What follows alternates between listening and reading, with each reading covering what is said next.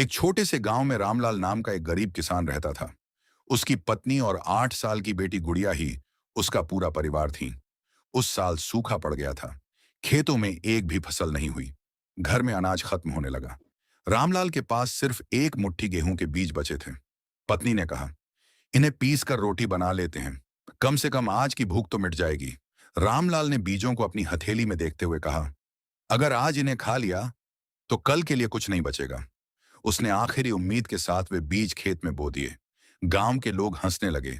सूखी जमीन में बीज बो रहा है, कुछ नहीं उगेगा। रामलाल ने किसी की बात नहीं सुनी। हर सुबह वह खेत में जाता, मिट्टी को हाथ से सहलाता और भगवान से प्रार्थना करता। दिन बीतते गए, लेकिन बारिश नहीं हुई। एक दिन उसकी छोटी बेटी चुपके से खेत में गई। उसने अपनी पानी की बोतल में बचा हुआ थोड़ा सा पानी उन बीजों पर डाल दिया। पिता ने देखा तो पूछा, बेटी, ये क्या कर रही हो? गुड़िया मुस्कुराकर बोली, पापा, आपने कहा था कि उम्मीद कभी नहीं छोड़नी चाहिए। रामलाल की आंखों में आंसू आ गए।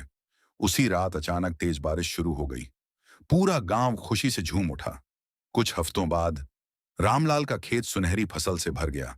जिन लोगों ने उसका मजाक उड़ाया था, वे भी हैरान रह गए।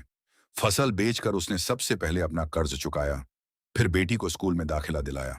एक दिन बेटी ने पूछा, पापा, अगर उस दिन हम बीज खा लेते तो? रामलाल मुस्कुराया और बोला, बेटी, कुछ बीज पेट भरने के लिए नहीं, भविष्य बनाने के लिए होते हैं।